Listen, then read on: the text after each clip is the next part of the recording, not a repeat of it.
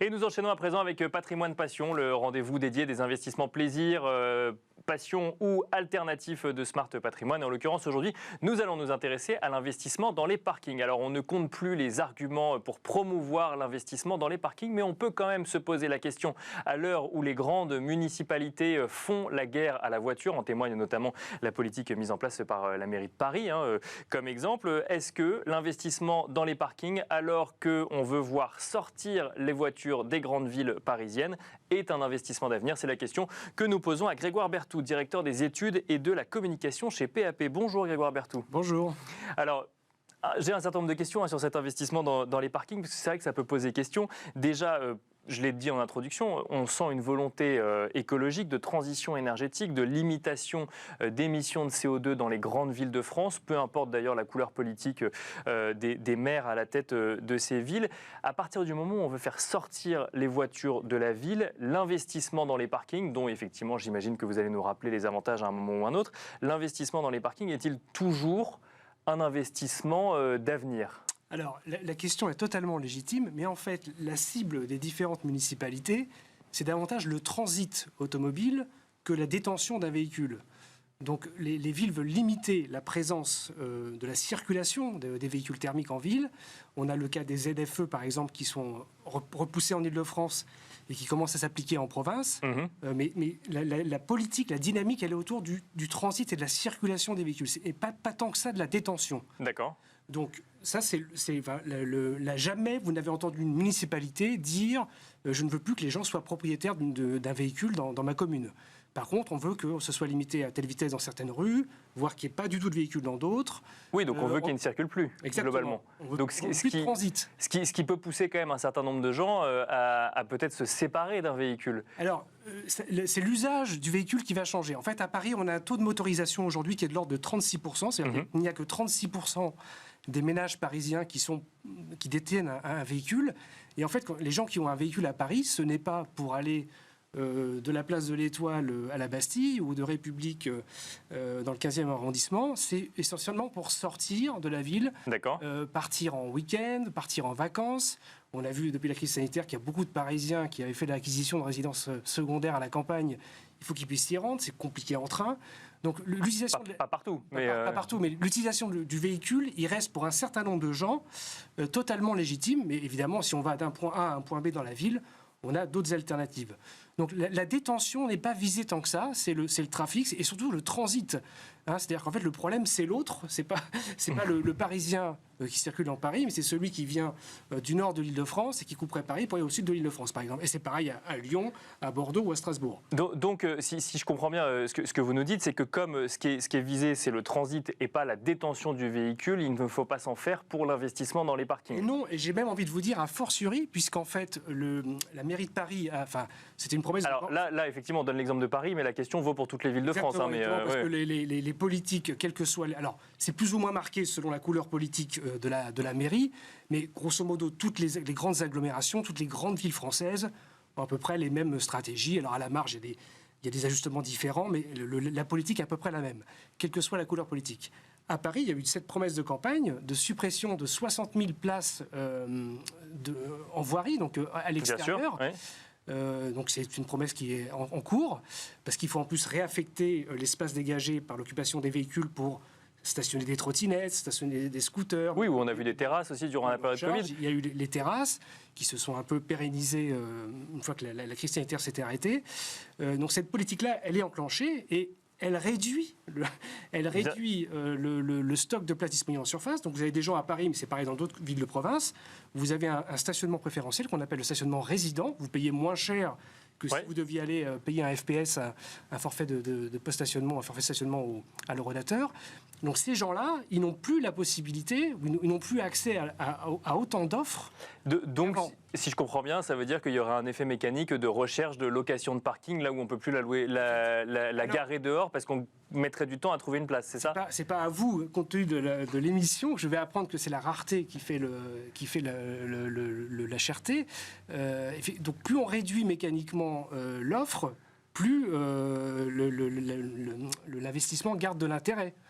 Alors, deux contre-arguments, ou en tout cas deux observations par rapport à ça. Déjà, alors effectivement, la mairie de Paris n'est pas le meilleur exemple sur le sujet, ou en tout cas la ville de Paris n'est pas le meilleur exemple sur le sujet, puisque tous les services d'autopartage qui existaient n'existent plus aujourd'hui. Mais on est quand même en train de passer de manière générale d'une économie de la propriété à une économie d'usage. Oui. Or, on garde dans un parking la voiture qu'on possède, qu'on veut protéger, et on loue éventuellement le parking. Est-ce que du coup, ce passage d'une voiture qu'on possède et qu'on garde dans un parking à une voiture qu'on irait louer à des services en ligne, par exemple, ne remet pas en cause sur le long terme l'investissement dans les murs qui viendraient constituer le parking? Alors, c'est vrai, mais il faut toujours revenir aux usages. En fait, quand vous faites un investissement, il faut regarder les usages. Ce qui fait qu'à un moment donné, si vous êtes parisien, vous vous mettez à acheter une voiture et vous cherchez une place de stationnement, c'est l'arrivée d'un enfant.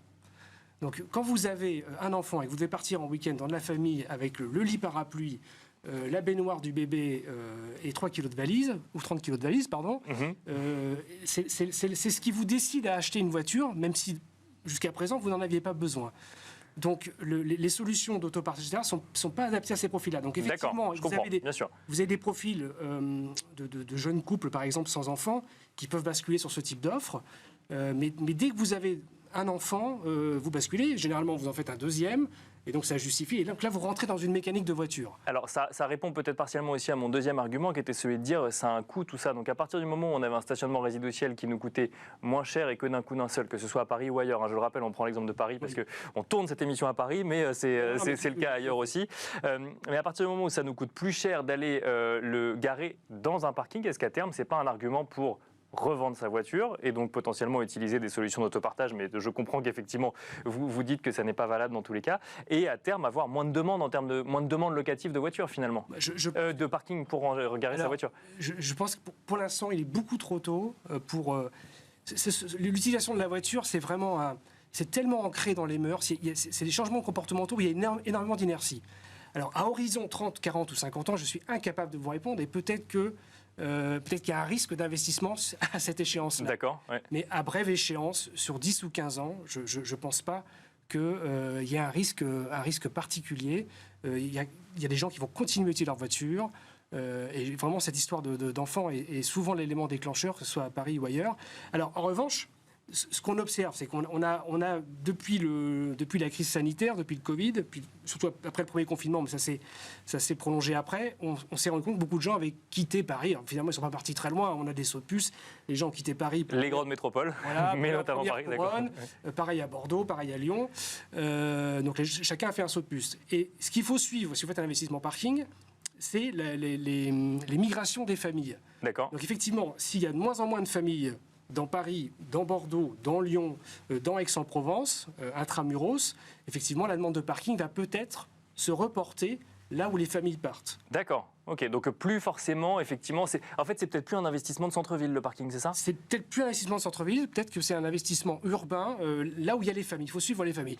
En fait, il faudrait presque suivre le taux de natalité ou les inscriptions en école maternelle ou les crèches pour savoir s'il y a une demande potentielle de parking. Après, il faut voir si la demande est satisfaite ou pas satisfaite. Si elle est satisfaite, il faut peut-être être plus prudent, mais si elle n'est pas satisfaite, il faut y aller. Alors, un des grands arguments pour l'investissement dans les parkings, c'est le rendement. Oui. Mais il y a aussi une autre chose que regardent les investisseurs, c'est la valorisation. Oui. On a vu effectivement, notamment avec des habitants des grandes villes qui s'excentraient un petit peu pour aller chercher un petit peu plus d'espace, les prix augmentaient un peu partout en France. Alors la question actuelle, c'est de savoir si ça va continuer ou non. Et un certain nombre d'experts disent qu'au contraire, ça risque de dégonfler dans un certain nombre de zones qu'on ne va pas commenter aujourd'hui. Mais est-ce que pour les parkings, aujourd'hui, faire un investissement en 2022, fin 2022, c'est prendre le risque d'acheter trop cher? Alors, est-ce que ça a suivi la même tendance que le résidentiel? C'est ça ma question. Grosso modo, sur 20 ans, je vous donne les chiffres de tête. L'habitation en Ile-de-France, je ne suis plus à Paris, bien sûr, toute la région, on a pris 175% entre 2001 et 2021. Et pour les parkings, on n'a pris que 70%. Donc on n'a pas du tout les mêmes progressions. Ce qui ne veut pas dire que ça continuera à prendre, c'est juste qu'effectivement ça progresse différemment. Exactement. Je ne pense pas qu'il y ait un potentiel de valorisation très élevé sur les parkings à brève échéance ou à moyenne échéance, effectivement. Mais je ne pense pas non plus qu'il y ait des risques de baisse, alors que sur le logement, la question est davantage ouverte. Ça, c'est le premier point. Ensuite, pour revenir sur vous parliez des rendements, Alors effectivement, là je vais vous contredire à nouveau, mais D'accord, mais vous êtes là, bien sûr, bien sûr. Sur un autre point, on a tendance à surévaluer les rendements des parkings, D'accord. qui dans les faits sont supérieurs au logement, mais on n'est pas dans du simple au double. À Paris, un parking, vous allez avoir un rendement brut à 4,5. Ah oui, d'accord. 5. C'est pas forcément ce qu'on lit quand. Non, D'accord. 4,5, 5 pour 3 dans le logement, donc c'est davantage, mais ça n'est pas non plus du simple au double. Ce qui vient polluer un peu la lecture des chiffres, c'est que vous avez des investissements dans des parkings sous forme de baux amphithéotiques qui sont en fait vous achetez une jouissance. Où là, les rendements peuvent être très élevés, sauf qu'à l'issue du contrat, le capital est perdu puisque vous n'avez plus la détention du parking. Vous avez juste acquis un droit de jouissance. Donc, ils servent des rendements plus élevés, mais ils récupèrent le parking à la fin. Exactement. Donc, et ça, vous avez intérêt à le savoir quand vous investissez. Vous avez un bon rendement, mais vous avez une perte totale en capital. D'accord, ok. Donc on mélange un peu les chiffres. Ils vous rachètent le parking à la fin ou ils récupèrent le parking à la fin? C'est le principe du bail amphithéotique. Une fois que le bail est arrivé ça peut être un bail sur 30 ou 40 ans. Alors, si vous ne gardez pas 30 ou 40 ans, vous pouvez revendre à un autre particulier votre droit à jouissance, dont la valeur dépend du temps qui reste avant la fin du contrat. Mais il y a mécaniquement une perte en capital. Mais par contre, ça fait des rendements. Il y a des gens qui font du 10-12% à Paris avec ce type de produit. D'accord. Et donc ça vient polluer effectivement la promesse de rendement d'un... On fait des statistiques, on a tendance à mélanger un peu les choses. Voilà, donc le parking, oui, c'est plus rentable que le logement, mais ça n'est pas non plus... on n'est pas sur un COF2, quoi. Faut être clair. On va devoir clôturer là-dessus. Merci beaucoup, Grégoire Berthoud. Il y a un argument qui était plus en faveur de des parkings que je n'ai pas mentionné, qui est l'usage du scooter ou du vélo qui permet de diviser une place de parking en plusieurs places de parking. Mais on n'aura malheureusement pas le temps d'en parler, mais c'est pas grave, on en parlera une prochaine fois ensemble. Merci beaucoup en tout cas, Grégoire Berthoud, directeur des études et de la communication chez PAP, d'être venu sur le plateau de Smart Patrimoine. Merci à vous. Et merci à vous. On se retrouve tout de suite dans Enjeu Patrimoine.